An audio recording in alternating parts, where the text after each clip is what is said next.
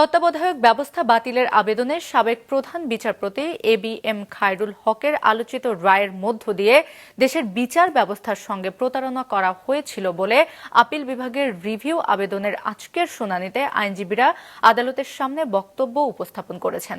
আগামীকাল এই রিভিউ শুনানি ফের অনুষ্ঠিত হবে। সকালে প্রধান বিচারপতি সৈয়দ রেফাত আহমেদের নেতৃত্বাধীন 7 সদস্যের আপিল বেঞ্চে তত্ত্বাবধায়ক সরকার ব্যবস্থা সংক্রান্ত সংবিধানের ত্রয়োদশ সংশোধন বাতিলের রায় পুনর্বিবেচনার 4টি আবেদনের উপর শুনানি হয়। শুনানিতে আইনজীবীরা সাবেক প্রধান বিচারপতি এবিএম খায়রুল হকের আলোচিত রায়ের পরতে পরতে ভুল ছিল আদালতের সামনে এমন তথ্য তুলে ধরেন। বিএনপির পক্ষে আইনজীবী জয়নুল আবেদিন বলেন, সংক্ষিপ্ত রায়ে তত্ত্বাবধায়ক ব্যবস্থা রাখার পক্ষে সুনির্দিষ্ট উল্লেখ থাকলেও 16 মাস পরে দেওয়া লিখিত রায়ে তা বাদ দেওয়া হয়। এই জাজমেন্টে আপনাদের রুলস, অ্যাপিলেট ডিভিশনের রুলস 10, 1 and 2 ভায়োলেট করেছে।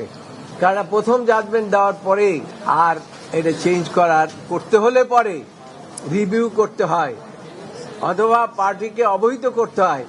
এই ক্ষেত্রে কিছুই করা হয়।